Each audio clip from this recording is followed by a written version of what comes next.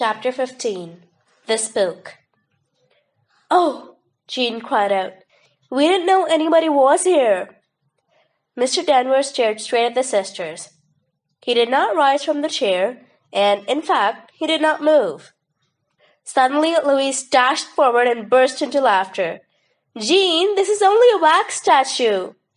Both girls felt sheepish. Nevertheless, they were amazed at Mrs. Campbell.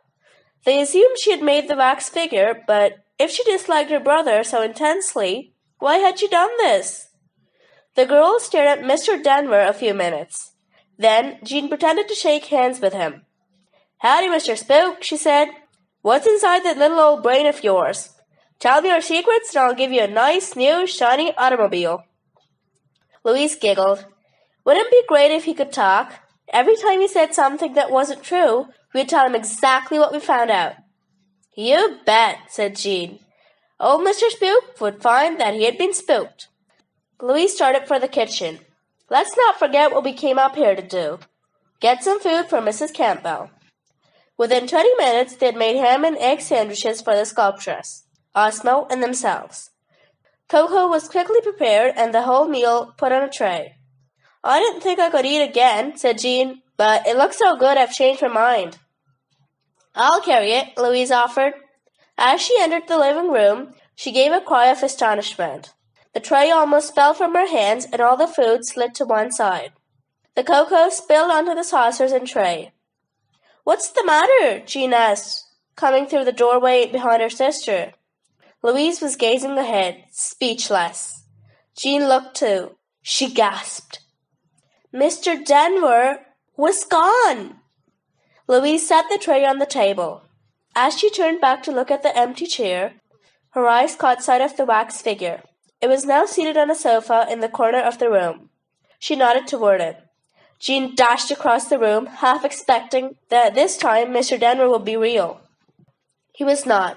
It was only the wax statue, which had been fashioned in a sitting position. "You didn't hear any kind of noise, did you?" Louise asked Jean. Her sister shook her head. "If I had, you can bet I would have come to look right away." "Well, the wax figure couldn't move itself, so somebody was in here. We'd better go ask the wax queen if she or Osmo came in. The old man moved so quickly he could have been here without our knowing it." "But why?" Jean asked. "I don't know, unless he wanted to scare us. He has an odd sense of humor." Puzzled, Louise picked up the tray and the girls went down the stairs. On the street they looked right and left, but at the moment it was deserted. They rang the shop bell and Osmo opened the door.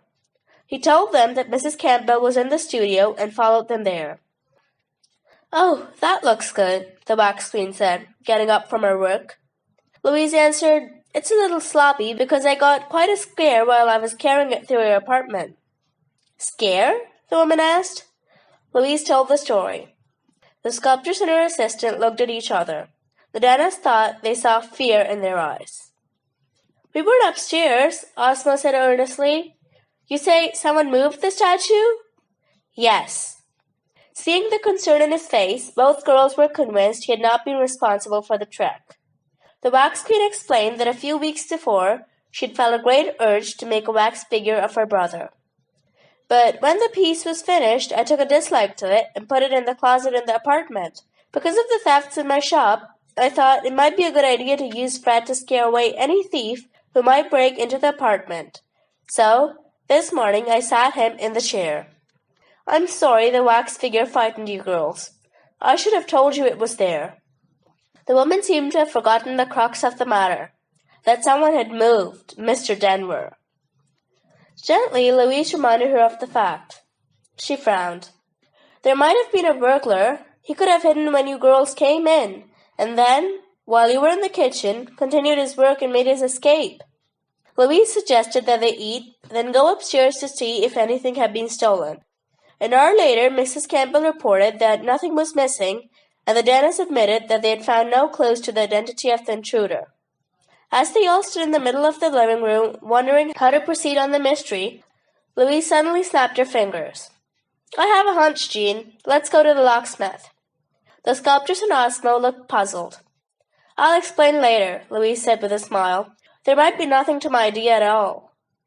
Jean guessed what her sister was thinking, and when the two girls reached the street, she said, "You believe the intruder went to the locksmith and someone managed to get duplicate keys to the apartment and perhaps the shop?" "Yes, and I have a further hunch that the person might be someone the locksmith knows and trusts." The girls hurried along the street. When they walked into the locksmith's shop, he was standing at his key-making machine, grinding out a duplicate for an order. He was alone in the place and gave the girls a friendly smile. "You back so soon?" he asked. Louise interrupted him. "What do you mean? We haven't been here since the night you put in the new locks for the wax queen." The man stared at the sisters in utter astonishment. "You weren't here last evening?" "No.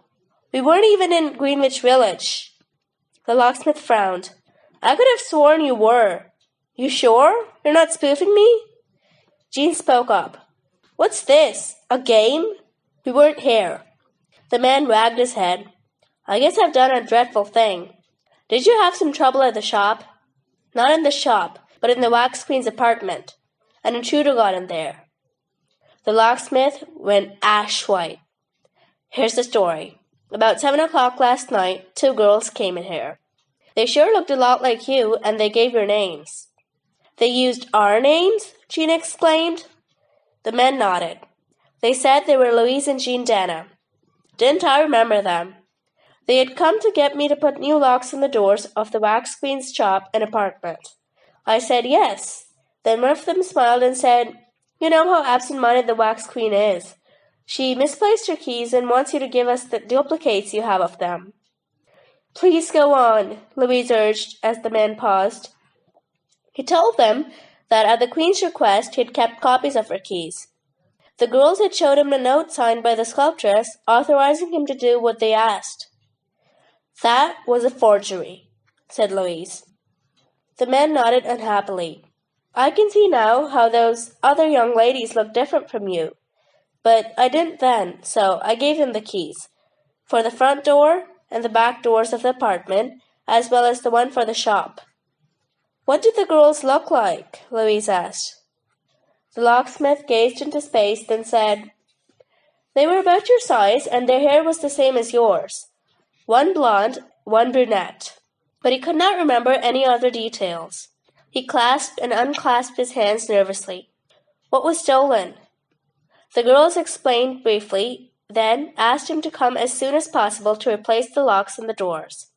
"I'm terribly sorry this happened," the man said. "I'll pick up some special locks and install them tomorrow morning." As the Dana stepped out onto the street, Jean said, "I'll bet those two girls were Mr. Denver's helpers, wearing wigs. He must have sneaked into the apartment, or they did. But the big question is, why?" Before Louise could answer, a tall, square-jawed man in a grey business suit and felt hat stepped out of a neighboring doorway. "Excuse me," he said quietly, removing his hat. "Are you Louise and Jean Dana?" The girls were taken aback. "Why, yes," said Louise. Pulling a badge from his pocket, the man cupped it in his hand so the girls could see it. "You will come with me, please," he said. "I have an important message for you from Captain Brown." End of chapter 15.